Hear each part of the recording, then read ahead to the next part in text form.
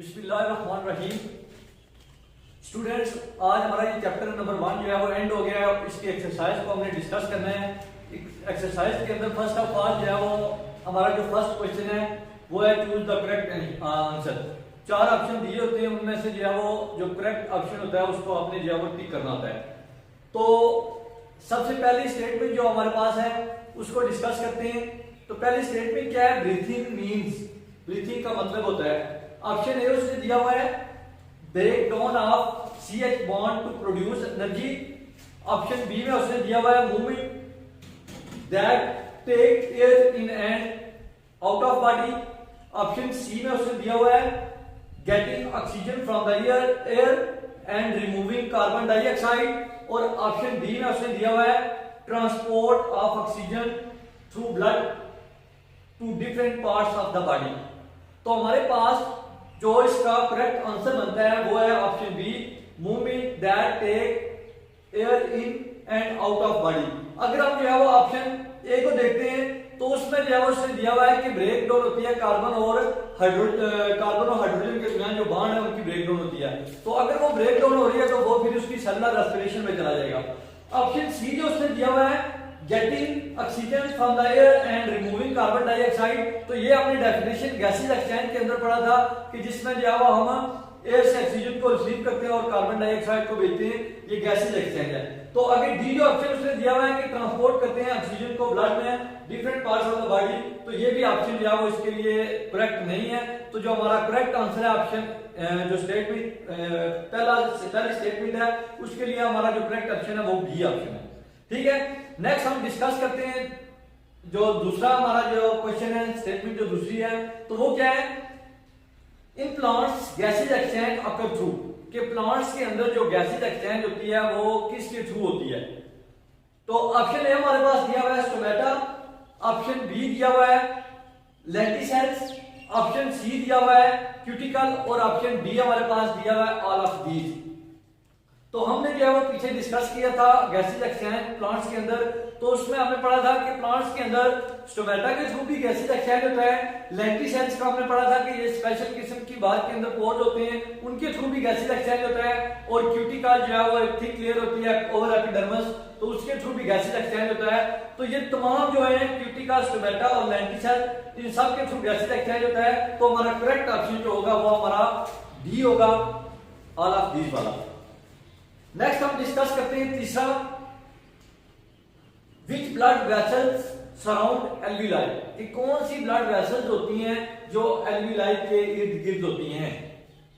तो option A में उसने दिया हुआ है आर्टरीज है, ऑप्शन बी में उसने वेंस दिया हुआ है, ऑप्शन सी जो है वो उसने कैपिलरीज दिया हुआ है और ऑप्शन डी में उसने आर्टरियोल्स दिया हुआ है। तो हमने ये पढ़ा था कि ब्लड वेसल जो एल्विलाई के इर्द गिर्द होती हैं, एक जो है वो कैपिलरीज का नेटवर्क होता है जो एल्विलाई के इर्द गिर्द होता है और उसी के थ्रू जो है वो एल्विलाई के अंदर एक्सचेंज ऑफ गैसेज होता है। तो यहाँ पे हमारा जो करेक्ट ऑप्शन होगा वो सी होगा, कैपिलरीज वाला।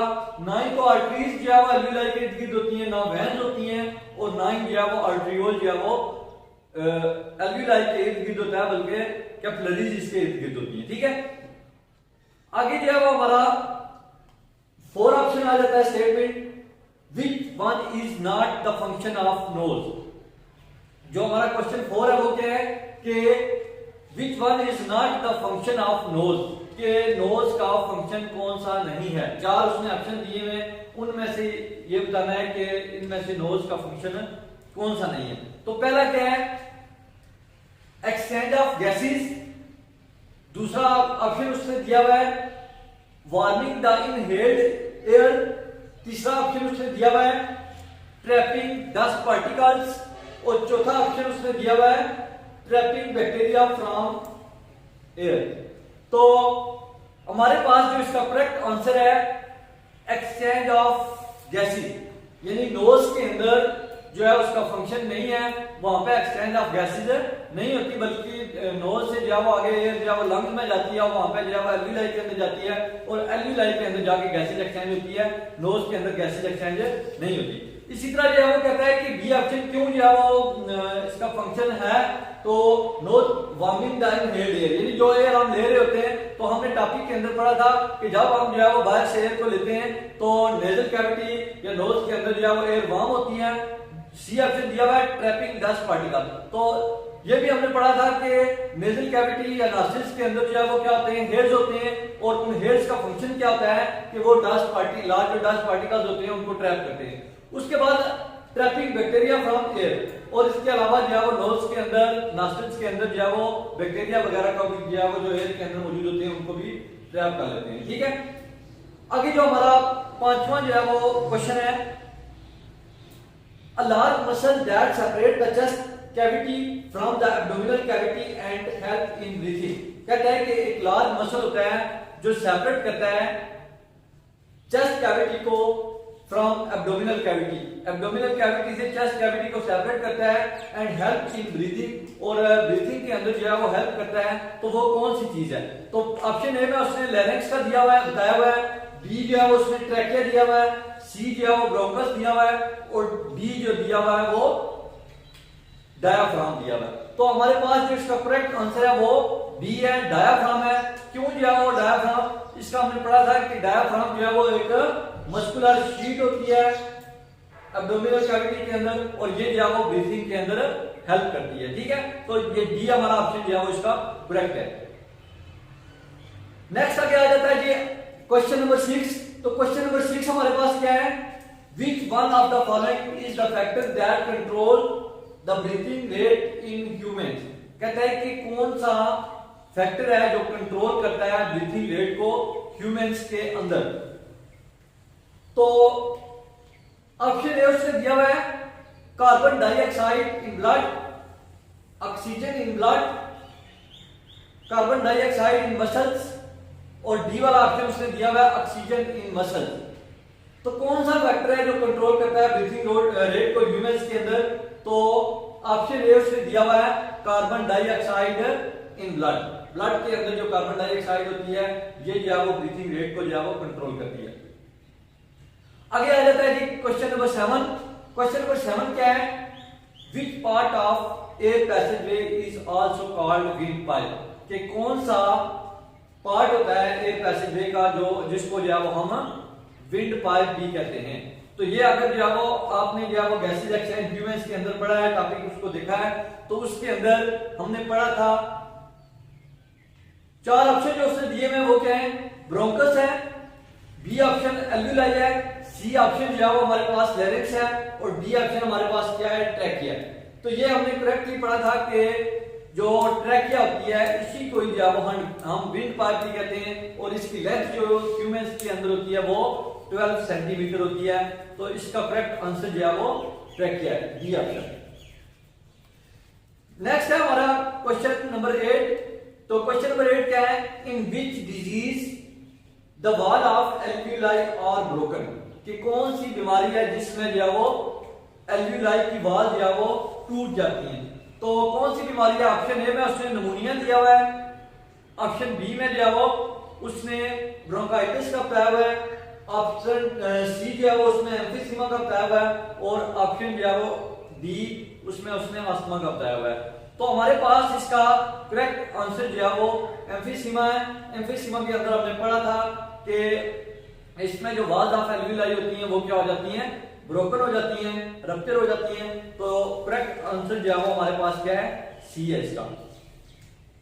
आगे जो है वो क्या कहता है, स्टेटमेंट जो हमारे पास क्वेश्चन नंबर 9 की है, what happens to the nitrogen gas present in inhaled air. कहता है कि नाइट्रोजन गैस के साथ क्या होता है जो मौजूद होती है इनहेल्ड एयर। जब हम एयर जो है इनहेल करते हैं तो नाइट्रोजन गैस जो इनहेल्ड एयर के अंदर मौजूद होती है, तो उसके साथ जब हम इनहेल करते हैं तो उसके साथ क्या होता है। ऑप्शन ए में उसने दिया हुआ है अब्जॉर्ब थ्रू द ब्लड, कि वो ब्लड के अंदर अब्जॉर्ब हो जाती है। बी में उसने दिया हुआ है चेंज टू नाइट्रिक ऑक्साइड, कि वो नाइट्रिक ऑक्साइड के अंदर चेंज हो जाती है।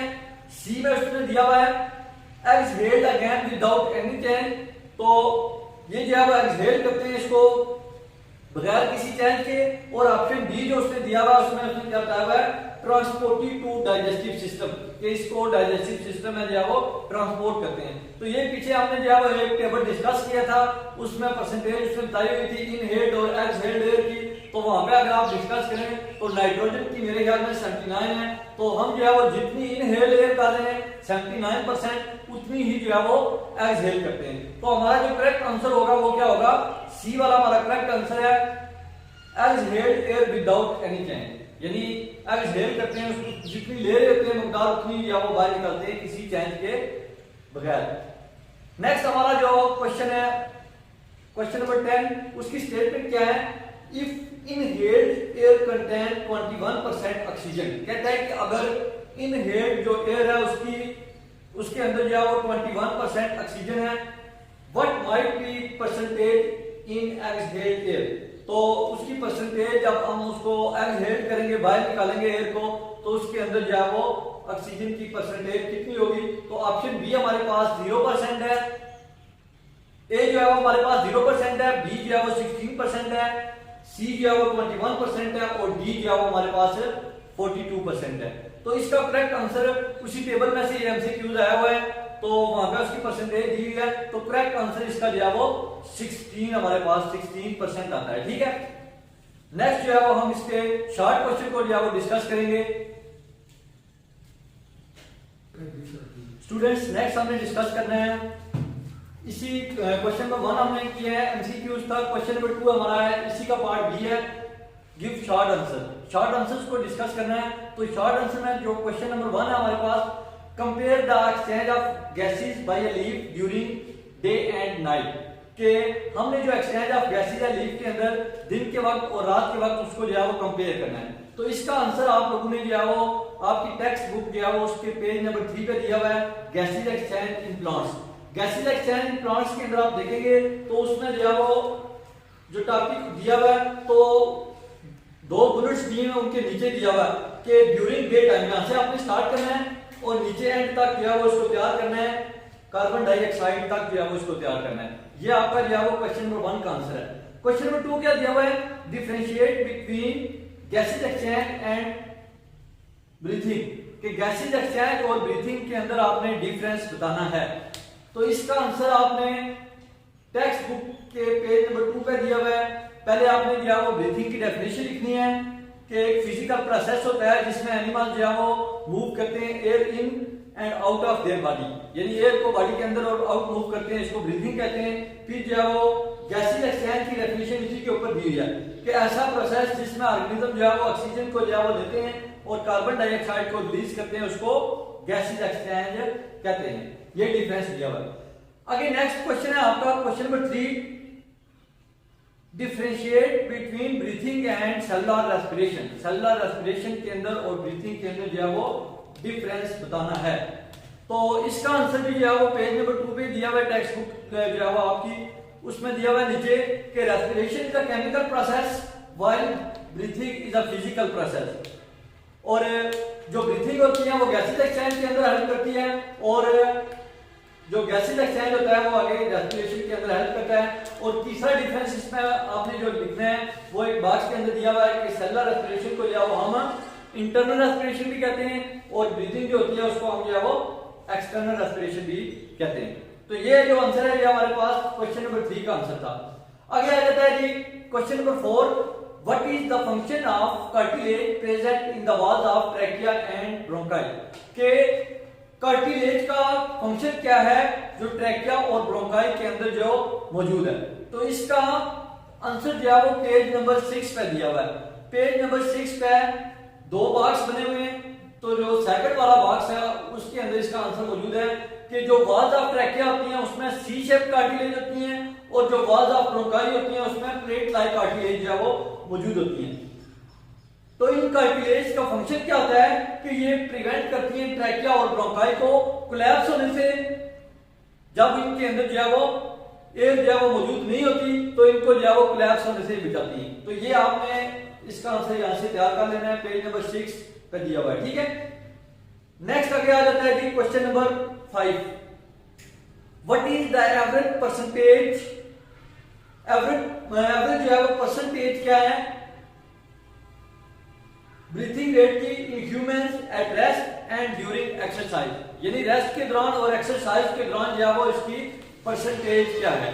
तो परसेंटेज ये हमने डिस्कस किया था टॉपिक के अंदर कि ड्यूरिंग रेस्ट जो है वो जो ब्रीथिंग रेट होता है वो कितना होता है 16 to 20 टाइम्स पर मिनट, एक मिनट के अंदर 16 to 20 टाइम्स होता है। और अगर हम जो है वो हार्ड एक्सरसाइज करते हैं, हार्ड वर्क करते हैं, तो ये ब्रीथिंग रेट जो है वो इंक्रीज हो जाता है और इंक्रीज होकर वो कितना हो जाता है 30 to 40 टाइम्स पर मिनट, यानी एक मिनट के अंदर 30 to 40 टाइम्स जो है वो ब्रीथिंग होती है ड्यूरिंग एक्सरसाइज, और रेस्ट की कंडीशन में जो है वो कितनी होती है 16 to 20 times per minute. Next आगे आ जाता है जी हमारे पास क्वेश्चन है, question number 6, what are carcinogens, name any 2 carcinogen present in cigarettes, के कार्सिनोजेंस क्या होते हैं और 2 कार्सिनोजेंस के नाम बताएं जो सिगरेट के अंदर जो है वो मौजूद होते हैं। तो कार्सिनोजेंस क्या है, कार्सिनोजेंस ऐसे सब्सटेंस होते हैं जो ऐसे केमिकल्स होते हैं जो कैंसर को काज करते हैं। तो आपने जो है वो कार्सिनोजेंस के अगर नेम की बात आती है तो ये पेज नंबर 13 पे दिया हुआ है। ये different bad effects of smoking के अंदर निकोटीन, बेंजीन, अमोनिया, ये सारे जो है वो कार्सिनोजेंस हैं। तो इनमें से कोई से 2 के जो है वो अपने नाम लिख देने। नेक्स्ट जो है वो लेक्चर के अंदर हम नेक्स्ट जो है वो चैप्टर डिस्कस करेंगे। तब तक के लिए अल्लाह हाफिज़।